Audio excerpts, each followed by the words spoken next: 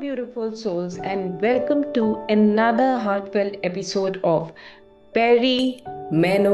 Pause, your safe space to reconnect, restore, and rise in your midlife journey. I am your host, Dr. Sulbha Arya.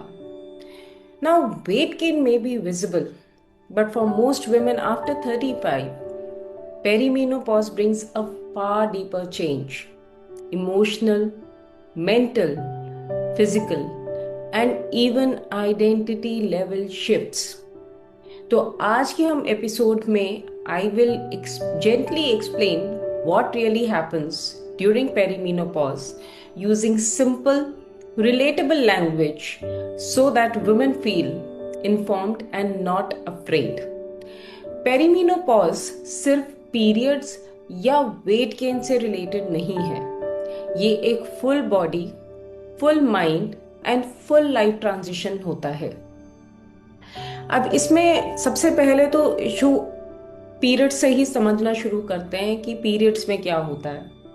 सबसे पहले आपके period में changes जो कि perceptible हैं, जो कि एक आम इंसान की समझ में आने लग जाते हैं, दिखते हैं, वो है कि या तो कभी अर्ली आ जाते हैं या कभी लेट हो जाते हैं, कभी ब्लीडिंग हैवी होती है, लंबे समय तक चलती है, कभी कभी सिर्फ स्पॉटिंग होती है, कभी 2 महीने बीच में स्किप हो जाते हैं।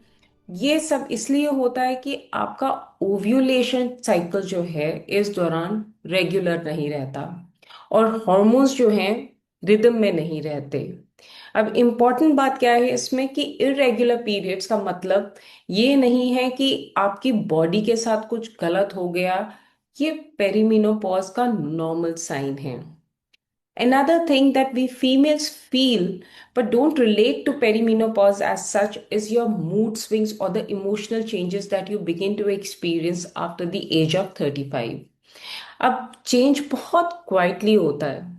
किसी दिन आपको छोटी सी बात पे गुस्सा आ जाएगा, कभी बिना रीजन के आपका मूड बहुत लो रहता है, कभी एंजाइटी बहुत होने लग जाती है। पहले ऐसा नहीं होता था। Over thinking is another problem that lot of us fails. एक छोटी सी बात दिमाग में घूमती रहती है, उसके साथ बहुत सारी स्टोरी अपने आप दिमाग में चलती रहती है। देन रोना बहुत आराम से आ जाता है इजीली, मतलब we become very emotional, over emotional, और आंसू आने लग जाते हैं। और फिर कभी कभी हम बहुत रिएक्ट करते हैं और बाद में गिल्टी फील करते हैं कि मैं ऐसी क्यों हो गई या मैंने ऐसा क्यों किया, बात इतनी बड़ी नहीं थी। सच ये है कि आपके हॉर्मोन्स आपके ब्रेन को डायरेक्टली, आपके ब्रेन को इन्फ्लुएंस करते हैं, वो ब्रेन पे काम करते हैं।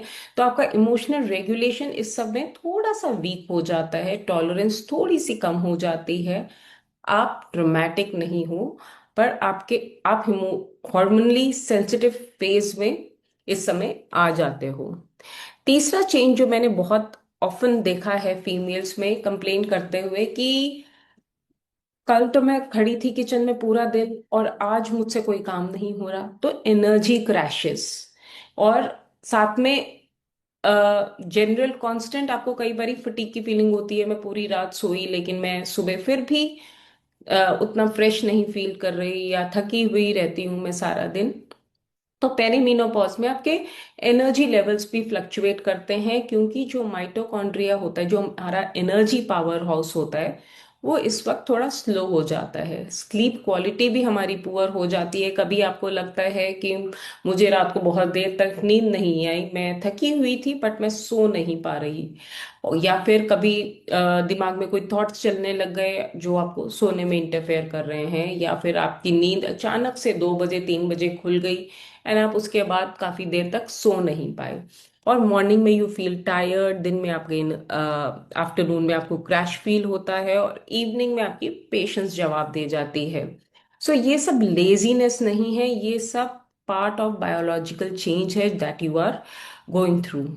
देन ऐसा भी होता है कि आपका मूड, आपके ब्रेन, आपका मेमोरी आपको ऐसा लगता है जैसे कि मैं कमरे में गई, मैं भूल गई कि मैं कमरे में क्यों आई। लोगों के नाम याद रखने में दिक्कत आती है, चाबी रख गई, चाबी भूल गई, मैं कमरे में आई थी, मैं क्यों आई थी। तो इस तरह की चीजें, कंसंट्रेशन में प्रॉब्लम, तो brain fog is another symptom that females experience very commonly during their perimenopause. Focus नहीं बनता चीजों में, वर्ड्स भूल जाते हैं, कॉन्फिडेंस का लेवल कम हो जाता है। इसको लोग बोल देते हैं कि एज हो रही है, पर असल रीजन एज नहीं, आपकी बॉडी में जो ईस्ट्रोजन लेवल्स शिफ्ट हो रहे हैं, उनका ब्रेन पे जो इफेक्ट आता है, उसकी वजह से ये सब होता है। अब ये शिफ्ट टेम्पररी भी हो सकता है अगर आपकी बॉडी को सपोर्ट मिले तो। इसके अलावा कॉन्फिडेंस इश्यूज, सेल्फ कॉन्फिडेंस का गिरना इस समय कॉमन है। आपको कपड़े पहनना अच्छा नहीं लगता क्योंकि आपका weight gain, body image issues इस समय बहुत प्रोमिनेंट होने लगते हैं। कभी कभी हमें मिरर में देख के खुद को अच्छा नहीं लगता। कभी कभी सेक्सुअल कॉन्फिडेंस भी कम होने की वजह से हमारा सेल्फ कॉन्फिडेंस कम हो जाता है, हमें पहले जैसा नहीं फील होता। तो इस ये सब चेंजेस हम लोगों के लिए नॉर्मल हैं। हेयर लॉस, स्किन में चेंजेस आना इस वक्त काफी कॉमन है, और इसके रहते विमेन कई बार खुद को क्रिटिसाइज करने लगती हैं, जो कि सही नहीं है।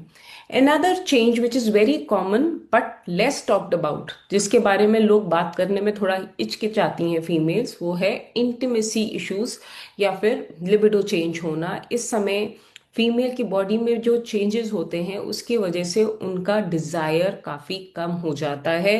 वजाइनल ड्राइनेस फील होती है, डिस्कम्फर्ट फील होता है, एंड इमोशनल डिस्कनेक्ट अपने पार्टनर के साथ फील होना इस दौरान थोड़ा कॉमन है। अब इसका मतलब ये नहीं है कि आपका रिलेशनशिप आपके हस्बैंड से खराब हो गया या आपके पार्टनर से खराब हो गया। इसका मतलब है कि you need to work on your communication with your partner, कि अगर आपको कोई चीज में दिक्कत आ रही है तो अपने पार्टनर को आप समझाइए कि इस समय मेरे अंदर ये चेंजेस चल रहे हैं। तो वो, once your partner understands, there is a lot that can be done together. Then digestion issues इस समय काफी कॉमन हो जाते हैं। ब्लोटिंग, कई चीजें जो हम पहले आराम से खा पाते थे वो अब हम इजीली डाइजेस्ट नहीं कर पाते, गैस काफी बनी रहती है, कभी कभी कॉन्स्टिपेशन भी हो सकता है, कई फूड्स टॉलरेशन हमारी कम हो जाती कुछ चीजों को लेके। देन आइडेंटिटी शिफ्ट इस समय एक और रीजन है जिसकी वजह से हमारी वर्क प्रोडक्टिविटी तक पे काफी असर पड़ता है।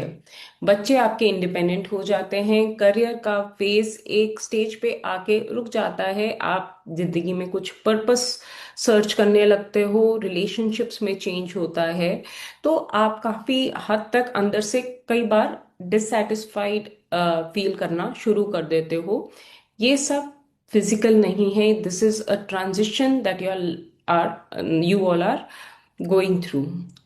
तो अगर आज का एपिसोड सुन के आपको लगा कि अच्छा, मुझे तो ये पता ही नहीं था कि ये पेरीमीनोपॉज की वजह से है, तो प्लीज याद रखिए, perimenopause is a phase in your life जो आपको इनवाइट कर रहा है अपनी नई बुक लिखने के लिए। आप एक चैप्टर नहीं हैं, you are an entire book.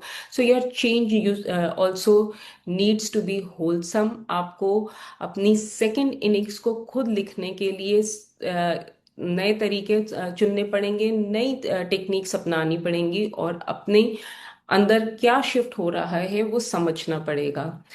आने वाले एपिसोड्स में हम इसके ऊपर और डिटेल में बात करेंगे कि हम क्या चेंजेस पे हम किस तरह से काम करें, so that this phase of your life you are able to navigate through this shift much better. अगर आपको ये एपिसोड अच्छा लगा तो please share it with another woman with whom you think uh, she is also undergoing this transition and she needs to hear this। आप जो है, आपको फिक्सिंग की जरूरत नहीं है, सिर्फ थोड़ी सी अंडरस्टैंडिंग की जरूरत है।